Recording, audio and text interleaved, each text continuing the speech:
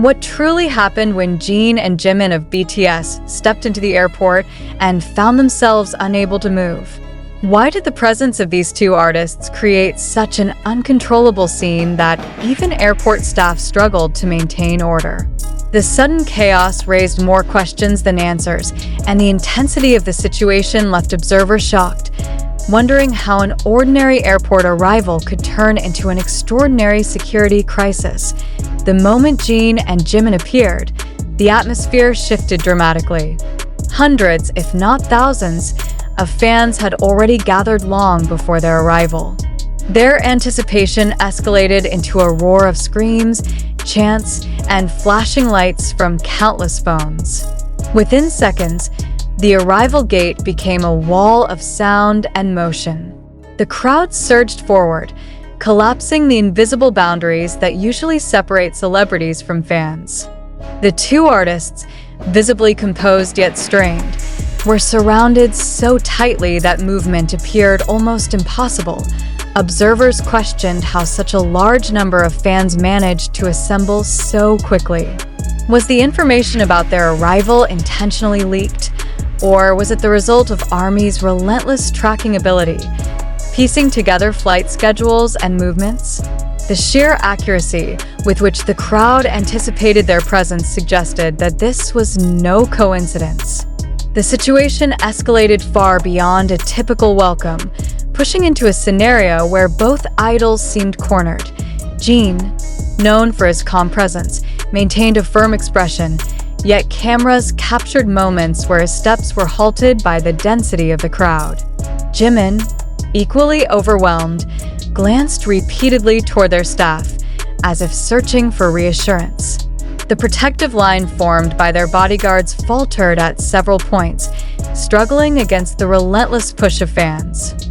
At one point, security staff were seen extending their arms to physically hold back the wave of people pressing forward. Yet, despite their efforts, the scene remained perilous. The tension lay not only in the physical chaos, but also in the unanswered question: why did the turnout reach such an overwhelming level for this specific arrival? Jin and Jimin are no strangers to massive fan gatherings, yet the scale of this incident far surpassed ordinary receptions.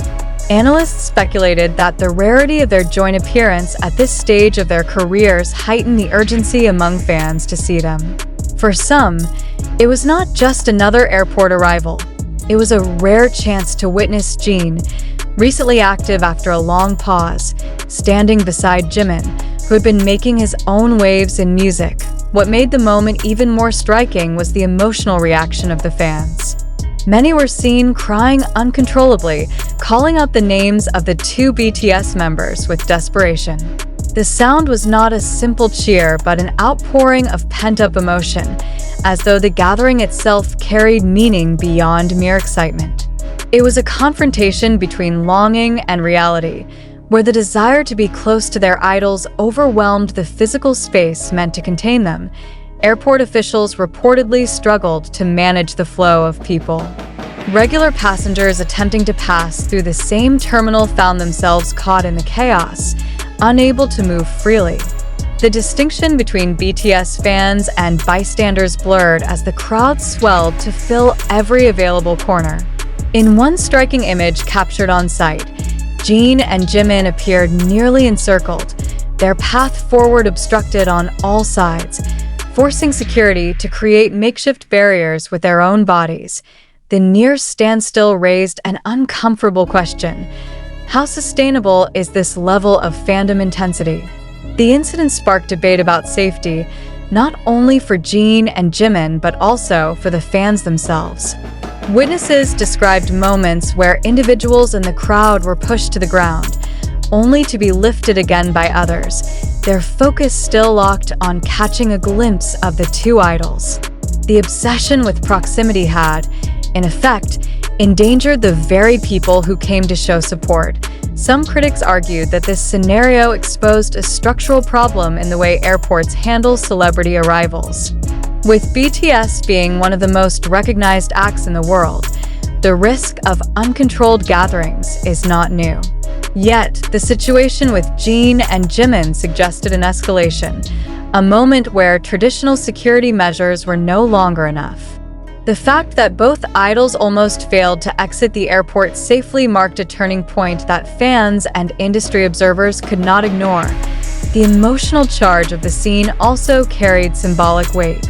Jin, often described as the steady figure within BTS, faced a wave of uncontrollable passion from fans that mirrored the scale of his return to public life.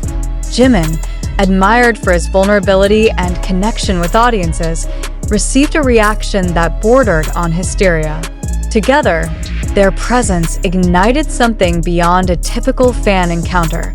It became a statement about the enduring power of BTS even when its members appear in separate capacities. But beneath the noise and excitement lies a haunting question. What if the situation had escalated further? What if Jin and Jimin had been injured in the push and pull of the crowd? The incident leaves little doubt that the line between adoration and danger is razor-thin. Fans intended to celebrate their arrival, yet their overwhelming presence transformed the moment into one of risk and uncertainty. For the global audience watching through countless videos uploaded within minutes, the scene appeared almost surreal. Two of the most famous artists in the world, at the height of their careers, nearly immobilized by the very fans who love them. It is a paradox of modern celebrity culture. The stronger the devotion, the thinner the boundary between celebration and chaos. The incident is already being dissected within fan communities. Some defend the turnout as an unavoidable expression of love, while others condemn the recklessness of those who endangered both idols and fellow fans. The debate rages on, but one fact remains indisputable. The scale of the reception was unlike anything seen in recent memory. Every photograph, every shaky video, every eyewitness account reinforces the same conclusion.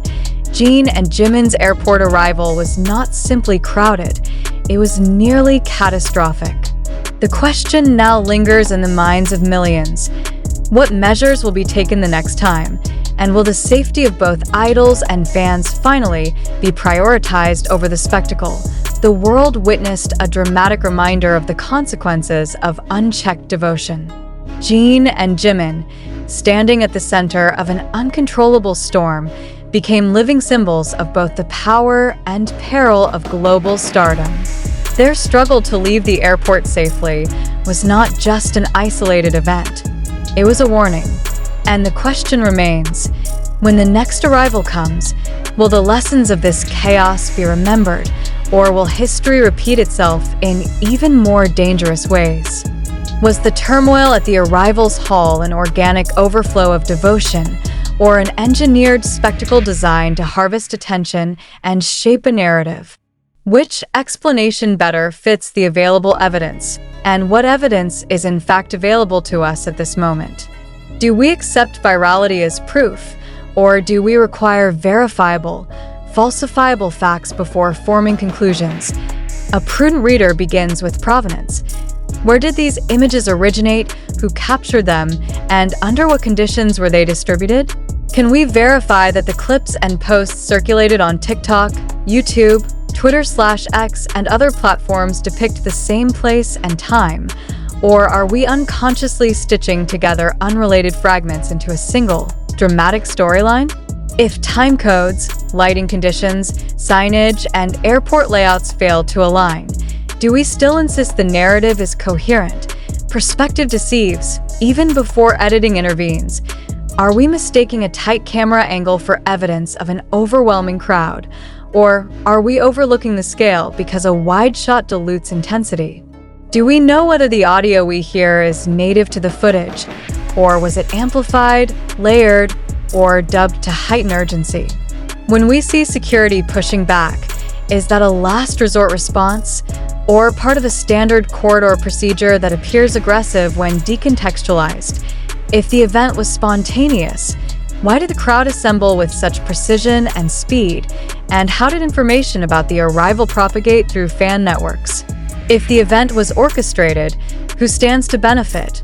Artists seeking visibility, agencies seeking momentum, platforms craving engagement, or informal brokers who monetize attention spikes. When a single trending clip yields millions of impressions, can any actor credibly claim neutrality in an economy where virality is currency?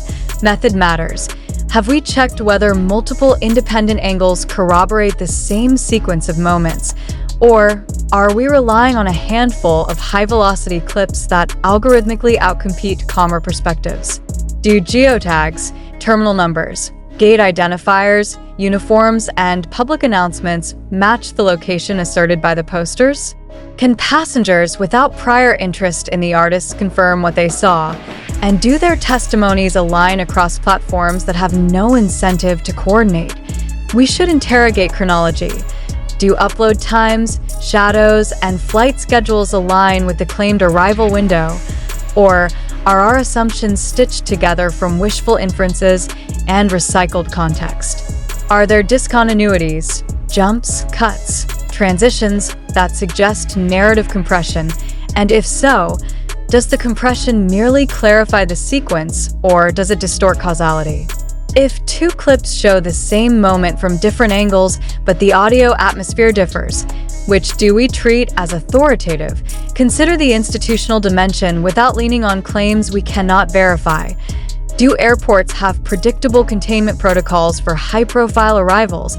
And would those protocols, if visible, necessarily appear chaotic to onlookers? Are we observing institutional strain under extraordinary demand? Or are we witnessing a media-savvy choreography that relies on spectacle to refresh brand energy? If the latter, is the ethical cost to bystanders and fans a calculated externality or an unintended consequence? Ethics must enter the analysis. If frenzy endangers fans, staff, and the artists themselves, does sharing and amplifying such content create incentives for repetition? Are we complicit when we reward the most extreme footage with attention, comments, and reposts?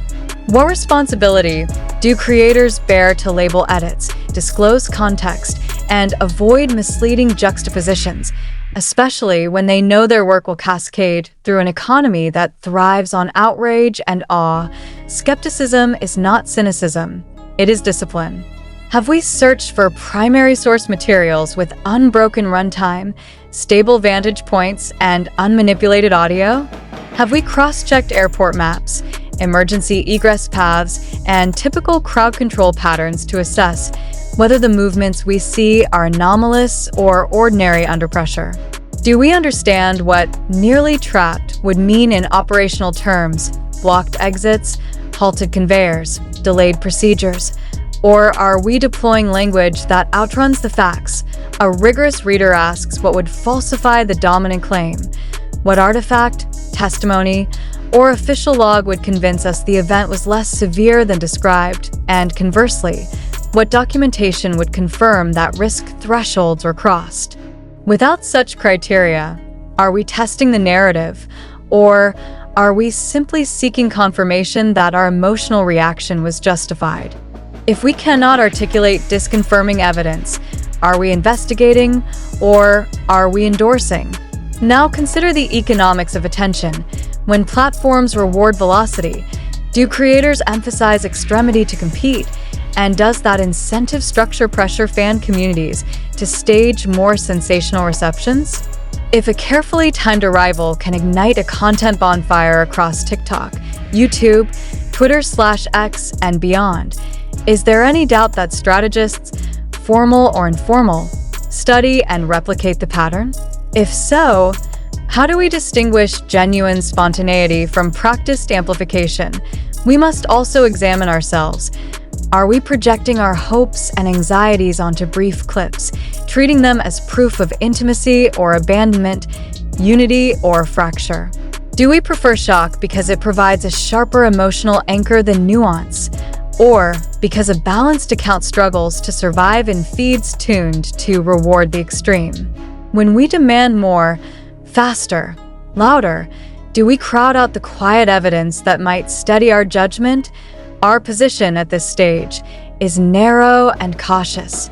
The materials we have aggregated derive from public posts on TikTok, YouTube, Twitter/X, and other circulating media. Their authenticity, completeness, and context remain under review. Their claims require verification through independent, cross-reference signals. We neither certify the event as incontrovertible fact nor dismiss it as an obvious hoax. We assert that the burden of proof has not yet been satisfied. Is this stance unsatisfying because it withholds definitive spectacle, or is it the only responsible posture when the data is fragmentary? We invite you to interrogate your own threshold for belief.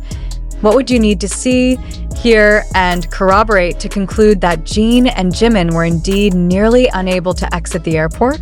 Conversely, what would persuade you the scene was staged, selectively framed, or exaggerated to court headlines and harvest engagement?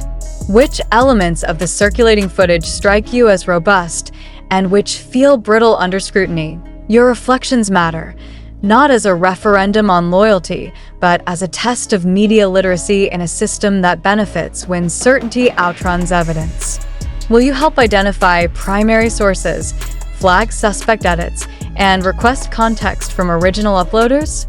Will you resist forwarding clips whose origin you cannot verify? Will you ask sharper questions before you amplify claims with real-world safety implications?